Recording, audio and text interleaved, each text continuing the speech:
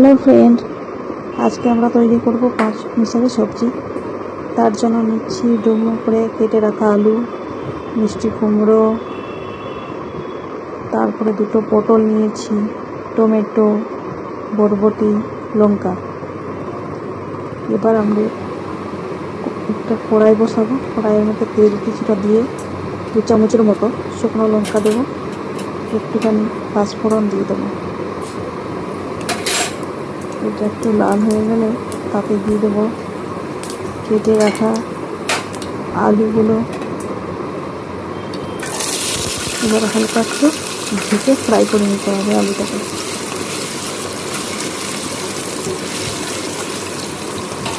দেখুন, হালকা একটু নাড়াচাড়া করে নিই।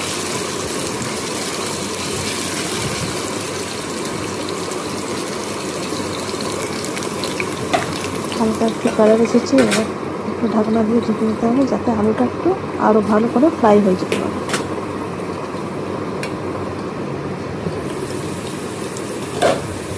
দেখুন, আলুগুলো ভাজা ভাজা হয়ে গেছে। এবার তাতে আমরা সব সবজিগুলো এরকম করে দিয়ে দেবো।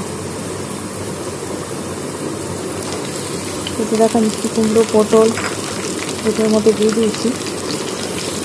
এবার হালকা একটু নেড়ে নিতে হবে।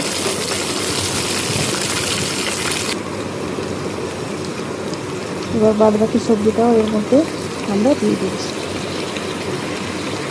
আমি লঙ্কাটা দিতে দিয়েছি, আপনাদের নিজেদের মতো পছন্দ মতো দিয়ে দেবেন।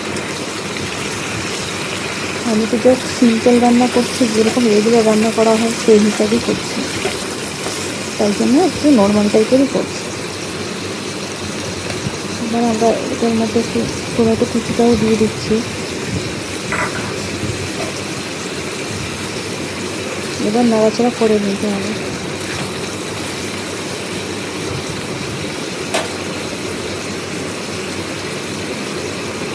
এবার একটু লবণ স্বাদ মতো আর একটুখানি হলুদ দিয়ে দিলাম।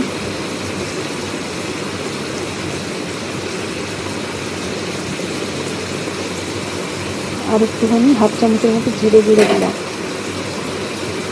এটাকে নাড়াচাড়া করে ঢাকনা দিয়ে ঢেকে দিতে হবে।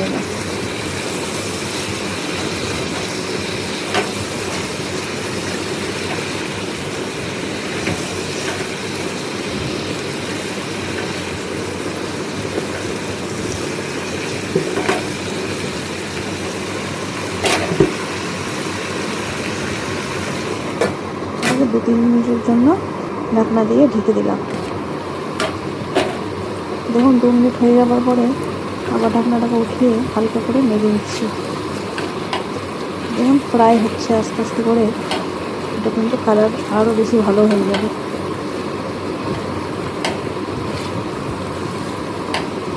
এটা কিন্তু কম আঁচেই রেখেছি। আবার আমি ঢাকনা দিয়ে ঢেকে দিচ্ছি 3 মিনিটের জন্য। আবার ঢাকনাটা খুলে আমি নাড়াচাড়া করে নেব।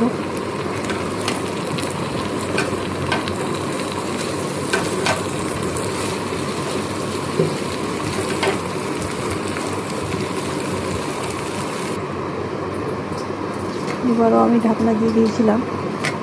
তারপরে দেখুন, পুরো ফ্রাই হয়েই গেছে। এবার আমার সবজিটা পুরো ফ্রাই হয়ে গেছে। এবার এটা তো রুটির জন্য, তাই এটা একটু গ্রেভি করলে বেশ ভালোই লাগে। এবার হালকা একটু এর মধ্যে আমরা একটু জল দিয়ে দেবো।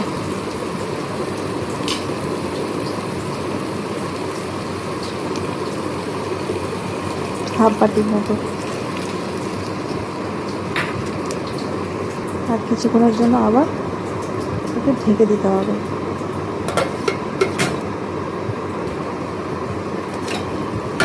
এখন 2 মিনিট পরে আবার আমি ঢাকা করলাম। এবার আমাদের সবজিটা পুরো তৈরি হয়ে গেছে।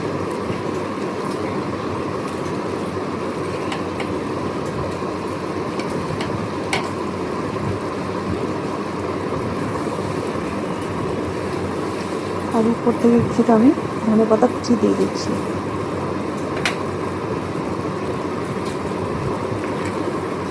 তৈরি হয়ে গেল আজকের আমাদের veg recipe, normal veg recipe. ধন্যবাদ।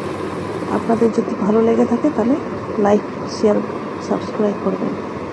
ধন্যবাদ।